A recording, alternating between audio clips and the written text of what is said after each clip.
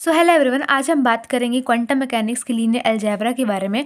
और इसमें हम थोड़ा सा ये भी देखेंगे जिसमें हिल्बर्ट स्पेस क्या होता है, डिस्क्रीट एंड कॉन्टिन्यूस बेसिस क्या रहते हैं, हमारे पास कैट और ब्रा ब्रैकेट को किस तरह से लिखा जाता है, कौन सा रोग मैट्रिक्स होता है, कौन सा कॉलम मैट्रिक्स होता है, उसको देखेंगे। सबसे पहले लीनियर अलजेब्रा हम शुरू करें, उसमें हम बात करेंगे 3D यूक्लिडियन स्पेस के बारे में, राइट।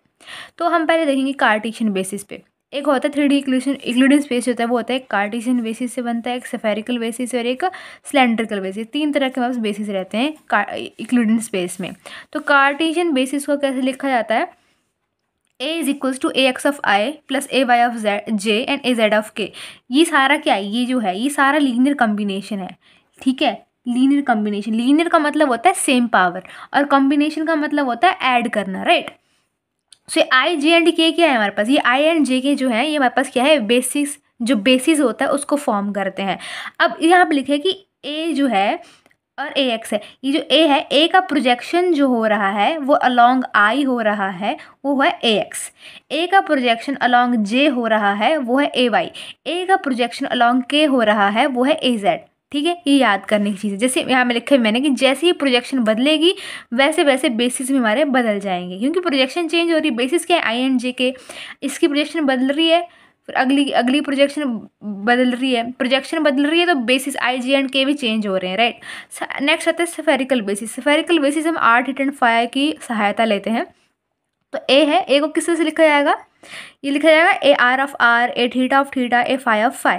यानी कि ए का प्रोजेक्शन जो है वो अलॉन्ग आर है, वो है ए आर। ए का प्रोजेक्शन हो रहा है अलॉन्ग थीटा, जो कि है ए थीटा। ए का प्रोजेक्शन हो रहा है फाई की और, जो है ए फाई, ठीक है। सो यहाँ पे आर वगैरह इनकी वैल्यू रहती है, और यहाँ पे लिखना ज़रूरी नहीं है। सिलेंड्रिकल बेसिस में क्या होता है? यहाँ पे रो लगता है, फाई लगता है एंड ए ऑफ जेड लगता है आपके पास, ठीक है। अब प्रॉपर्टीज़ क्या रहती है हमारे पास बेसिस की? सो बेसिस क्या आता है? लीनियरली इंडिपेंडेंट रहते हैं। लीनियरली इंडिपेंडेंट का मतलब है हमारे पास कि आई जे एंड के जो है वो लीनियरली इंडिपेंडेंट। मैंने आपको बताया कि बेसिस क्या होते हैं? बेसिस होते हैं आई जे एंड के। अब ये लीनियरली इंडिपेंडेंट का क्या मतलब है? यानी I J and K linear independent का मतलब है कि आई मतलब A of J plus B of K. J का क्या मतलब हुआ? A of I B of K का क्या मतलब हुआ? C of J D of I. इनका मतलब है कि अगर तुम के का यूज़ कर रहे हो यहाँ पे, तो यहाँ पे के नहीं होना चाहिए। अगर तुम यहाँ पे जे का यूज़ कर रहे हो तो यहाँ कहीं जे नहीं होना चाहिए। अगर आई का यूज़ कर रहे हो तो यहाँ कहीं आई नहीं होना चाहिए। सो दिस लीनियर कम्बिनेशन जो होता है ये पॉसिबल नहीं हो सकता है। तो इस करके जो हमारे पास जो बेसिस का वेक्टर जो होता है वो लीनियरली इंडिपेंडेंट होना चाहिए। But mathematically the linearly independence will be, और लीनियरली इंडिपेंडेंस होगी कब? तो ये तो बिल्कुल नहीं होगी। लीनियरली इंडिपेंडेंस तब होंगी जब ये सब ए बी सी जो है आपस में ज़ीरो के बराबर रहेंगे और इक्वल रहेंगे, ठीक है, इक्वल ज़ीरो। अब यहाँ पे लिखा है basis are linearly dependent with themselves. एक तो ये बेसिस वेक्टर लीनियरली इंडिपेंडेंट होते हैं और डिपेंडेंट होते हैं एक दूसरे के साथ, not with other infinite basis, ठीक है। नेक्स्ट है इन्फिनाइट बेसिस साथ नहीं होंगे, डिपेंडेंट ही सिर्फ अपने के साथ ही रहेंगे। जैसे हम अपने पर निर्भर रहते हैं, हम पेपर में जाते हैं अपने ऊपर निर्भर रहते हैं। ऐसा नहीं कि मैं अपने अगले वाले रोल नंबर पे जाऊंगी, अपने पिछले वाले रोल नंबर पे डिपेंड होकर जाऊंगी कि हाँ ये मैं कुछ चीटिंग करवा देगा। खुद पे डिपेंड होकर जाती हूँ, तो समझ लो तुम भी एक बेसिस ही हो, राइट।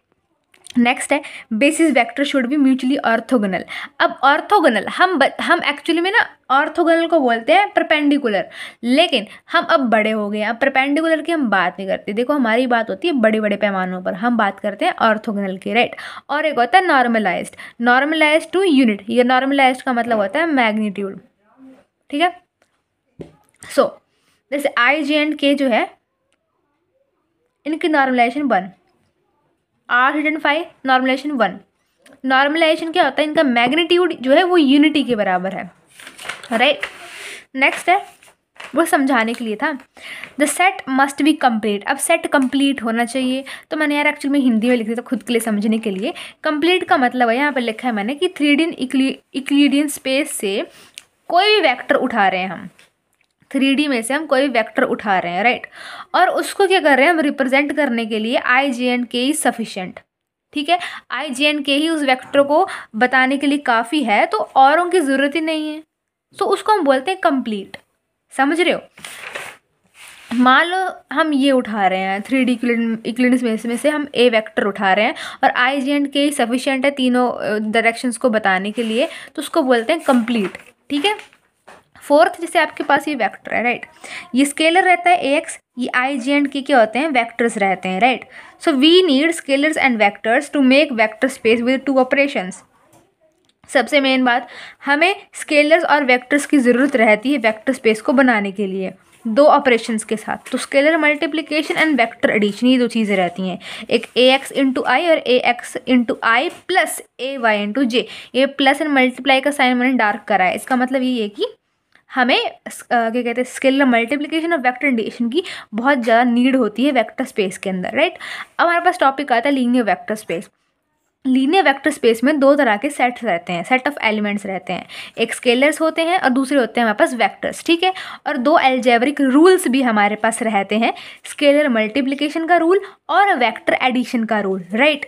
अब ए सेट ऑफ वेक्टर्स, अब वेक्टर्स क्या होते हैं और स्केलर्स क्या होते हैं, राइट। तो वेक्टर्स क्या होते हैं, जैसे ये मैंने ब्रैकेट्स के अंदर लिखे ना, कुछ लगाई मैंने, अभी तुमको नहीं पता कैटगरी क्या है, तुम लोगों ने, आई नो तुम लोगों ने पढ़ के आए हो, तुम बेसिक खुद अब देखने आ रहे हो, बट मैं जो तुमको पढ़ा रही हूँ तुम भूल जाओ ब्रा क्या होता है और कैट क्या होता है, तुमको कुछ भी नहीं पता, तुमको खाली इतना पता है कि खाली एक डंडी है ये, बस इतना याद रखो कि कुछ भी नहीं है, ये कुछ भी नहीं है। सो ये जो है, ये जो कुछ लगा है डंडा सा, ये एरो सा, ये समझो कुछ भी नहीं है ये। ठीक है। इनको हम बोलते हैं वेक्टर्स, जो इनके अंदर आते हैं, राइट। और स्केलर्स किनको बोलते हैं, ए बी सी डी। ठीक है। एक जो वेक्टर्स होते हैं, नॉर्मली वेक्टर्स को हम कैसे लिख सकते हैं, ए एंड बी के ऊपर ये लगाते हैं डायरेक्शन का, यानी कि वेक्टर्स को हम नॉर्मली इस तरह से लिखते हैं, इस तरह से। बट क्वांटम मैकेनिक्स के अंदर जब हम उतर जाते हैं ना, तो वेक्टर्स को इस तरह से लिखना पड़ता है। ये देखो ये लगाया, इनको एक्चुअली कैट बोलते हैं, बट अभी तुमको नहीं पता इसका मतलब, मैं खुद से बता रही हूँ ना इस करके। ठीक है। But we will write it as A and B, A के साथ ही ब्रैकेट्स जो लगी है, right. A rule for vector addition and rule for scalar multiplication. Vector addition और मल्टीप्लिकेशन का रूल क्या है, linear vector space is 4 dimension. Then अगर तुम्हारे पास लीनियर वेक्टर स्पेस जो है वो 4 डायमेंशन को जाता है, तुम कैसे लिखोगे, तुमको दिया ये वेक्टर है कोई, ठीक है, इस तरह से लिखा है, इसका तुमने लीनियर कॉम्बिनेशन बनाना है। तो लीनियर कॉम्बिनेशन मैंने तुमको पीछे समझाया था, लीनियर कॉम्बिनेशन का मतलब होता है उनको ऐड करके लिख देना, यानी मैं ऐड करके लिख रही हूँ, बट साथ में तुमको हर एक वेक्टर के साथ एक स्केलर की ज़रूरत पड़ती है, वेक्टर के साथ स्केलर की जरूरत पड़ती है। अब तुमको कैसे बताऊँ, जैसे अब वेक्टर मान लो तुम हो, तुम पेपर दे रहे हो, तो तुमको उसके साथ पेन की ज़रूरत पड़ेगी, राइट। तो पेन को तुम स्केलर मान लो, ठीक है, क्योंकि हम कभी कभी पेन को स्केल की तरह यूज़ करते हैं, तो उसको तुम स्केलर मान लो, तुम खुद को वेक्टर मान लो। तो वेक्टर के साथ मतलब तुमको, वेक्टर यानी तुमको पेन की ज़रूरत पड़ती है, तो पेन क्या है, स्केलर, यानी वेक्टर को स्केलर की ज़रूरत पड़ती है, इसलिए। ठीक है, ये हमारे पास स्केलर है, ठीक है। और एडिशन का साइन लगा दिया। अब यहाँ पर देखो C1 जो है ये 5 1 के साथ है, यानी ये हो रही है स्केलर मल्टीप्लिकेशन और साथ में एडिशन भी होती जा रही है आगे, बट ये पूरा इटसेल्फ एक वेक्टर है, हो तो रही है स्केलर मल्टीप्लिकेशन, बट ये वेक्टर्स हैं। तो यहाँ पर लिखे हुए कि C1 C2 C3 C4 क्या है, स्केलर्स हैं, एंड 5 1 5 2 5 3 4 4 क्या है, हमारे पास वेक्टर्स हैं, राइट। अब हम बात करेंगे वेक्टर एडिशन में क्या बोल रही हूँ ये, आओ देखते हैं। अगर हमारे पास ये साई और फाई जो है वेक्टर्स है फ्रॉम LVS का मतलब है linear vector space, linear vector space, तो हम इसको कैसे लिख सकते हैं, इस तरह से V और N, ये N जैसा मैंने साइन बनाया, ये डायमेंशन, और ये जो V है, V का मतलब है वेक्टर स्पेस, ठीक है। तो एडिशन क्या होगी, बस वेक्टर्स के बीच में एडिशन लगा दो, इज इक्वल्स टू दिस, ठीक है। ये फर्स्ट वेक्टर, ये सेकंड वेक्टर, ये थर्ड वेक्टर है, belongs to the same linear vector space, ठीक है। अब वेक्टर की एडिशन हो रही है, तो एडिशन देखो कैसे हो रही है, कॉम्यूटेटिविटी देख लेते हैं, इस तरह से साई फाई लिया, फाई साई मिल रहा है। एसोसिएटिविटी तुमको पता है कि ब्रैकेट ही चेंज करनी होती है, हमने तो बस ये काई लगा दी यहाँ पे, ऐसे बस ब्रैकेट का खेल रहता है हमारे पास, यहाँ पे काई होगा, मैंने गलत लिख दिया, ठीक है। एसोसिएटिव प्रॉपर्टी हो रही है, राइट। नेक्स्ट नल वेक्टर, गलत क्या लिखा है बताती हूँ यहाँ पे,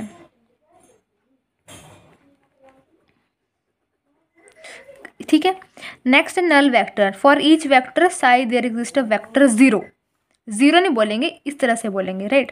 इस तरह कोई वेक्टर रहता है हमारे पास, तो मतलब आपको पता है कैसे करते हैं, इसको हम बोलते हैं, हाँ ठीक है, नल वेक्टर। नेक्स्ट है इनवर्स वेक्टर। तो इनवर्स में क्या होता है, माइनस लग जाता है, इसका मतलब है हमने ये अलजेब्रा में बीएससी में पढ़ा हुआ है, बीएससी में पढ़ा है, इस तरह से लिखा जाता है, इस तरह से। तो तुमको बीच में ये मिल रहा है स्केलर मल्टीप्लिकेशन। स्केलर मल्टीप्लिकेशन का मतलब वही है यार, क्लोज डिस्ट्रीब्यूटिव प्रॉपर्टी, वही चीज़ें लगती हैं। देखो एसोसिएटिविटी, राइट। ये मैंने क्या लिखा है, एक्चुअली में इसको लिखने का तरीका ऐसे, ये वी है ना, वी, और वी के ऊपर हम इस तरह से एन सा बना रहे हैं। ये क्या है, एन जैसे ही डायमेंशन है, और ये क्या है, वेक्टर स्पेस। डायमेंशन का मतलब है कि तुम कौन सी डायमेंशन ले रहे हो, 1 डायमेंशन है, 2 डायमेंशन है, 3 डायमेंशन है, राइट, वो चीज़ें हैं। तो ये मल्टीप्लिकेशन हो रही है यहाँ पे, मतलब ये कौन सी है, स्केलर मल्टीप्लिकेशन। डिस्ट्रीब्यूटिव प्रॉपर्टीज हैं दो हमारे पास, ठीक है। इस तरह से होती है एडिशन एंड मल्टीप्लिकेशन तुम लोगों के। और यहाँ पे एक मेन पॉइंट मैंने लिखा है, a set of vector set to be linearly independent if none of them can represent as a linear combination of other, right. तो एक वेक्टर का सेट जो होगा वो तभी लीनियरली इंडिपेंडेंट कहलाएगा जब उनमें से कोई भी नहीं एक लीनियर उनमें से कोई भी लीनियर कॉम्बिनेशन में नहीं होगा, उसको हम बोलते हैं लीनियरली इंडिपेंडेंट। लीनियर कॉम्बिनेशन मतलब जो कि मतलब एडिशन में होंगे, लाइक, ठीक है। अगर इस तरह से दिए तुमको, ये है set of n linearly independent vector, then projection, तो प्रोजेक्शन क्या होगी, psi1 upon psi2 psi3 psi n is 0 where m not equal to n। तो ये है हमारे पास। और डायमेंशन जो होती हैं लीनियर वेक्टर स्पेस की, वो हमेशा मैक्सिमम रहती हैं, राइट। अब हम मेन टॉपिक पे आएंगे, हिल्बर्ट स्पेस के ऊपर। और यहाँ पे लिखा भी है, मैंने आपको बात बताई थी, इज इक्वल्स टू करके 0। अगर लीनियर कॉम्बिनेशन होगा तो 0 कब आएगा, ये सारे बराबर कैसे होंगे, इसका मतलब मैंने आपको पीछे पढ़ाया भी था, अगर आप भूल गए, अभी मैंने ताज़ा पढ़ाया था। ये लीनियरली इंडिपेंडेंट उसी को बोलते हैं जब इज इक्वल्स टू 0 हो, लाइक, ठीक है। सो ये है हमारे पास लीनियरली इंडिपेंडेंट का, कि लीनियरली इंडिपेंडेंट का मतलब है कोई भी लीनियर कॉम्बिनेशन नहीं होना चाहिए, यानी कि एडिशन में नहीं होने चाहिए। एडिशन वाले सीधे 0 कर दो, इज इक्वल टू करके, राइट, ठीक है। इनके स्केलर्स जो होंगे वो सारे 0 के बराबर हो जाएंगे। हिल्बर्ट स्पेस, सो इट्स क्या लिखा है मैंने, ये it's a linear vector, it is a linear vector space with some associative property. ये एक लीनियर वेक्टर स्पेस होता है विद सम एसोसिएटिव प्रॉपर्टीज। तो देखते हैं कि क्या है हमारे पास। कोई एक हिल्बर्ट स्पेस जो होता है, it consist of set of vectors. Vectors क्या होते हैं, साई, फाई, ईटा, ठीक है, and set of scalars a b c d e f g, पूरी ए बी सी डी लिख दो, ठीक है, जो कि सेटिस्फाई करते हैं कुछ प्रॉपर्टीज़ को। तो प्रॉपर्टीज़ क्या है हमारे पास, कि एक हिल्बर्ट स्पेस जो होना चाहिए इज़ अ LVS, यानी लीनियर वेक्टर स्पेस होना चाहिए। मतलब कि जितनी भी प्रॉपर्टीज़ है हमारे पास LVS की, वो सेटिस्फाई होनी चाहिए इस हिल्बर्ट स्पेस के साथ, ठीक है। हिल्बर्ट स्पेस जो has a defined scalar product, इनका मतलब एक वेल डिफाइंड इनर प्रोडक्ट होना चाहिए। स्केलर प्रोडक्ट को हम इनर प्रोडक्ट बोलते हैं, और जो ऑपरेटर्स होते हैं हमारे पास उनको हम आउटर प्रोडक्ट बोलते हैं। कोई बात नहीं, अभी नहीं समझ आ रहा है, कोई दिक्कत नहीं, बहुत बेसिक से समझा रही है। अब बताऊंगी मैं कैटर ब्रा क्या होते हैं, वो आएगा अभी। अब सिर्फ तुम्हारे लिए डंडे वंडे ही हैं, ठीक है, ये डंडा है, ये ऐसे है, अभी नहीं समझना। तो Hilbert space has a defined scalar product. Hilbert space is complete. Complete का मतलब है कि अगर तुम्हारे पास मान लो 3 डायमेंशन यूक्लिडियन स्पेस है, अगर तुम्हारे पास कोई एक ए वेक्टर है, राइट, ए वेक्टर को तुम लिख रहे हो A x of I, A Y of J and A Z of K करके तुम लिख रहे हो, तो प्रोजेक्शन अलॉन्ग आई, ठीक है। तो ये आई जी एंड के को बता रहे हैं। तो अब मुझे पता है कि मेरे पास 3 ही डायरेक्शन है, एक्स वाई एंड जेड, और आई जी एंड के हमारे पास क्या है, आई एंड जे एंड के क्या होते हैं, डायरेक्शन को, सॉरी, बेसिस को बताते हैं आई जे एंड के। तो मुझे चल रहा है यहाँ पे पता है कि आई एंड जे एंड के हमारे पास सेट कंप्लीट है। कंप्लीट कैसे है, क्योंकि मैंने आपको बताया था यहाँ पे भी कि 3D यूक्लिडियन स्पेस से एंगुलर वेक्टर उठा रहे हैं, सॉरी एनी वेक्टर, मतलब 3D यूक्लिडियन स्पेस में हम कोई भी वेक्टर उठा रहे हैं, और उसको रिप्रेजेंट करने के लिए आई एंड जे एंड के इज सफिशिएंट। तो हम कोई नीड नहीं है हमें कुछ और बेसिस को लेने की। अगर तीनों में से आई एंड जे एंड के सफिशिएंट हो रहे हैं, मतलब हिल्बर्ट स्पेस हमारे पास कंप्लीट है, मतलब उस चीज़ को हम बोलते हैं कंप्लीट। कंप्लीट का मतलब ये, ठीक है। तो Hilbert space can have dimension up to infinite. तो ये बताया मैंने आपको, इन्फिनाइट डायमेंशंस हो सकती हैं। जैसे आपको मैंने बताया था कि लीनियर वेक्टर स्पेस की मैक्सिमम होती है डायमेंशंस। तो मैंने ये बताया कि हिल्बर्ट स्पेस जो होता है बेसिकली वो हिल्बर्ट लीनियर वेक्टर स्पेस की तरह ही होता है। अब हमारे पास टॉपिक आता है ब्रैकेट मेथड नोटेशन। अब तुमको चलेगा क्या मतलब होता है, लाइक तो एक डिराक नाम का था आदमी, ठीक है, उसने डिनोट करा vectors of Hilbert space by the sign, ये डंडा और ये इस तरह से, which is called a ket vector, इसको हम बोलते हैं कैट वेक्टर, ठीक है। और every Hilbert space have dual Hilbert space, जैसे हम बोलते हैं कि हम शीशे में देखते हैं, हम बोलते हैं वाह यार सामने वाली लड़की की मतलब दुनिया में हमें जाना तो कैसे लगेगा हमें। जैसे हम डोरेमोन देखते थे, डोरेमोन में क्या होता था, लाइक सामने वाली चीज़ हम डोरेमोन में ऐसे चल जाते थे, मतलब सामने वाले मिरर इमेज वाले वर्ल्ड के अंदर चल जाते थे। लाइक हम देखते थे कि ओ माई गॉड डोरेमोन की मम्मी मतलब यहाँ पे गुस्सा करती हैं और मिरर इमेज में देखे उस संसार के अंदर वो प्यार करती हैं, तो वैसे ही है। तो एक हिल्बर्ट स्पेस के भी दो मतलब चेहरे हो सकते हैं, ठीक है, डुअल हिल्बर्ट स्पेस बोलते हैं, हिल्बर्ट स्पेस के भी डुअल हिल्बर्ट स्पेस होते हैं अकॉर्डिंग टू मैथमेटिक्स, वो मैथमेटिक्स वाले बच्चे कहते हैं। हिल्बर्ट स्पेस और डुअल हिल्बर्ट स्पेस फ़र्क क्या है, हिल्बर्ट स्पेस में हम इसको लिखते हैं और डुअल में इसका उल्टा कर देते हैं, ये वाला इस तरफ है तो ये वाला उसमें उल्टा हो जाएगा। कैट हिल्बर्ट स्पेस में हम कैट बोलते हैं और डुअल हिल्बर्ट स्पेस में हम ब्रा बोलते हैं। कैट जो होता है वो कॉलम मैट्रिक्स होता है और डुअल हिल्बर्ट स्पेस में कैट जो होता है वो रो मैट्रिक्स रहता है, वो कैट नहीं होता, वो ब्रा बन जाता है, राइट। और have dagger and complex conjugate, अगर ये सिंपल है तो उसका डैगर भी होगा, कॉम्प्लेक्स कॉन्जुगेट भी होगा। मतलब अगर तुम्हारे पास ए है तो तुम ए को इस तरह से लिख पाओगे इस केस में, और इसमें ए ही रहेगा। अगर तुम्हारे पास ए है सिंपल तो यहाँ पे वो आपका इस तरह से कॉम्प्लेक्स कॉन्जुगेट बन जाएगा, ठीक है, डुअल हिल्बर्ट स्पेस के अंदर, ठीक है। अगर मान लो तुम्हारे पास ये साई है, ये कैट का साई है 2 3 एंड -2i, ये किस में है, कॉलम की फॉर्म में, क्योंकि हमें पता है हिल्बर्ट स्पेस कॉलम की फॉर्म में होता है, लेकिन अगर डुअल हिल्बर्ट स्पेस की बात करें तो वो रो की फॉर्म में बन जाएगा और उसको हम बोलेंगे ब्रा। ये देखो ये ब्रा का साइन लगा है हमारे पास, ठीक है। So any ket belonging to n dimension Hilbert space is a column matrix of the order n×1, ठीक है। And any bra belonging to n dimension dual Hilbert space is a row matrix of order 1×n। ये n क्या है, dimension है। तुम्हारे पास ये cat दिया है 3×1 कॉलम की फॉर्म में, तो तुम इस कॉलम अब तुमने जाना इसको तुमने बनाना ब्रा में, तो तुम्हारे ब्रा में इस तरह से लग जाएगा और इसके जो ये एरोज हैं ये भी चेंज हो जाएंगे। नेक्स्ट है, अगर तुम्हारे पास ये कौन सा साइन है, ये वाला साइन होता है कैट का, और कैट के ऊपर अगर तुम्हारे पास डैगर लग गया है इसका मतलब तुमने कैट से इसको ब्रा में बना देना है, ठीक है। अगर मान लो तुम्हारे पास ब्रा में डैगर होता है तुम्हारे पास यहाँ पे तुमको कैट मिल जाता है, उल्टा हो जाता है, जो तुमको सीधा दिख रहा है वो उल्टा, जो उल्टा है वो सीधा, इस तरह से हो जाता है यहाँ पे, ठीक है। या देखिए ये देखो यहाँ पे डैगर था, डैगर ने क्या कर दिया, इसकी ब्रैकेट से चेंज कर दी, यहाँ पे डैगर था ब्रा से कैट में बदल गया, ठीक है, ये कैट से ब्रा में बदल गया, ये चीज़ मेन थी, ठीक है। एग्जाम्पल ले लेते हैं हम यहाँ पे इन कैट फॉर्म में हम चीज़ों को इस तरह से लिखते हैं। ये क्या है, ये ए एंड बी, ये ए एंड बी क्या है, स्केलर्स हैं, स्केलर्स को क्या बोलते हैं, इनर प्रोडक्ट, राइट, ठीक है।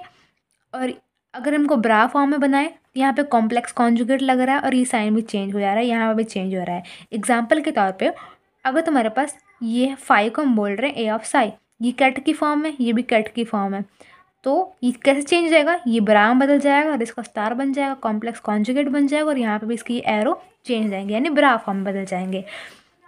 एग्जाम्पल एक और देखते हैं, अगर साई ऑफ ए है, ये ब्रा का है, तो ब्रा का क्या बन जाएगा, कैट में बदल जाएगा। और एक बहुत प्यारी बात दिमाग के अंदर घुसा लो, इसको तुम चाट लो, जो मर्जी करो, रोज खाना के चपाती के साथ खाओ, वो मुझे नहीं पता, बस तुम समझ लो।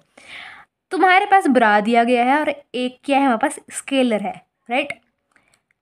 तो ब्रा ये स्केलर क्या करता है, जब इसका कॉम्प्लेक्स कॉन्जुगेट लेना होता है हम लोगों को, complex conjugate like complex conjugate भी नहीं बोल सकते हम, रुको आपको बताती हूँ अच्छे से। ये जो आपके पास स्केलर होता है ना, स्केलर अगर उसको अंदर एंटर करना है ब्रा के अंदर तो उसको कॉम्प्लेक्स बनना पड़ेगा, और अगर ऑलरेडी एंटर होगा ब्रा के अंदर और उसको अगर बाहर निकलना हो तो उसको कॉम्प्लेक्स बन के ही बाहर निकलना पड़ेगा। ये ब्रा के केस में होता है। अगर तुम कैट की बात करो, मतलब ब्रा का मतलब ब्रा बहुत तगड़े वाला है, मतलब बहुत तेज़ दिमाग चलाता है, और कैट वाला बेचारा भोला वाला है, राइट।